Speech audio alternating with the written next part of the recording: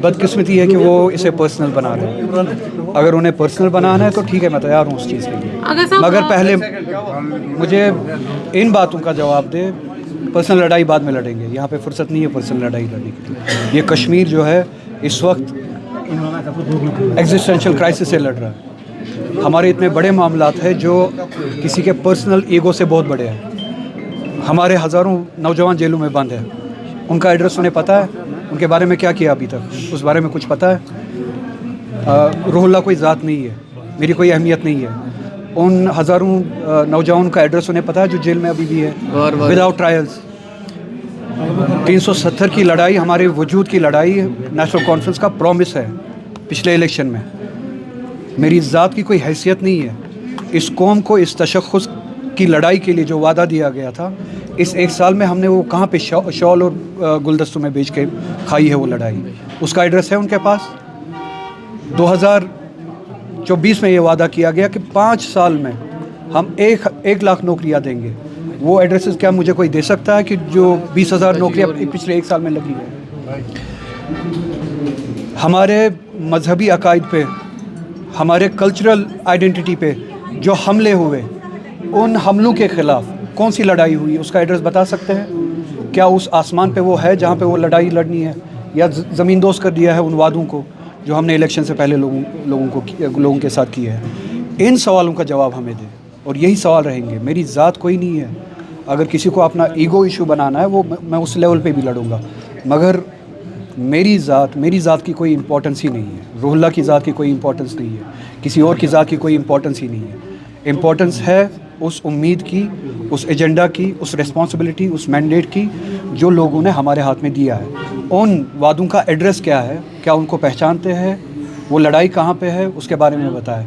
वो हज़ारों नौजवान जो जेल में अभी भी बंद है, उनके लिए 1 साल में किया क्या हमने, उनका एड्रेस मुझे बताएं। तो इसी तरह से बहुत सारे इश्यूज़ हैं जिनको लेके हम बात कर रहे हैं। किसी को ये ज़ाती मसला बनाना हो बना ले, मुझे उससे कोई फ़र्क नहीं पड़ता। आपको नहीं लगता है कि ये एक मौजिब बनेगा? आपके जिस तरह से आज सीएम ने खुलकर बोला, तो नेशनल कॉन्फ्रेंस से अलहदगी का आपके लिए मौजिब? देखिए, जो अपने उसूल से अलहदगी के रास्ते पे चलते हो, मुझे उनके बारे में क्यों फ़िक्र करनी है कि मेरी उनके साथ अलहदगी होगी या नहीं। जो अपने कौम, जिस कौम ने इनको एतमाद दिया है, उस कौम के एतमाद से बरक्स अलहदा रास्ता इख्तियार किया हो, कौम को सरे राह छोड़ दिया हो इन मज़ालिम में, जो कौम से अलहदगी इख्तियार करे, मुझे ये फ़िक्र कहाँ होगी क्या मेरी उनसे अलहदगी है या नहीं है। मेरा सवाल उनसे ये भी आज भी है, और आप इस सवाल का जवाब लेके आइए। क्या जो मैं बातें करता हूँ, जो सवाल मैं करता हूँ, क्या ये नेशनल कॉन्फ्रेंस का एजेंडा नहीं है? और अगर ये नेशनल कॉन्फ्रेंस का एजेंडा है तो मैंने अलहदा रास्ता इख्तियार नहीं किया है, उन्होंने गलत रास्ता इख्तियार किया है। तो अगर किसी को अपनी जगह से दूर हटना चाहिए, उतरना चाहिए, माफ़ी मांगनी चाहिए, वो उन्हें, मुझे। आगा साहब, मजीद लारमी ने आपके ज़ात के लिए वोट दिया, क्योंकि लोग जो कह रहे हैं कि हमने आगा साहब को देकर वोट दिया। अब उसके बारे में हम देख रहे हैं कि नेशनल कॉन्फ्रेंस के डिप्टी सीएम या एमएलए, आज वो देखिए, वो आवाम का बड़ापन है, लोगों का बड़ापन है, मोहब्बत है मेरे लिए, वो इस तरह की बातें करते हैं। मगर मेरे लिए किसी ने वोट नहीं दिया। लोगों ने अपने वजूद के लिए वोट दिया, अपनी लड़ाई के लिए वोट दिया, अपने मुस्तकबिल के लिए वोट दिया।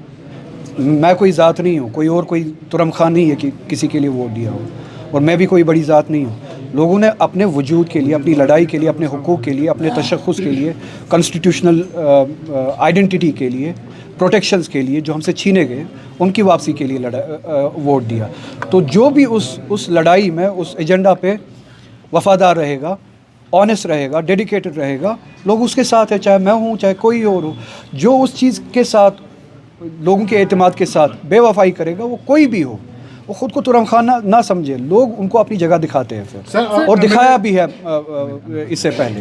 सर, एमएलए अनंतनाग वेस्ट मजीद लारमी ने कहा कि आगा साहब को रिज़ाइन करना चाहिए, वो भी आप ही के पार्टी के कैंडिडेट। मैंने आपको सवाल कहा, मैंने आपको सवाल दिया है, वो सवाल का जवाब दे दे।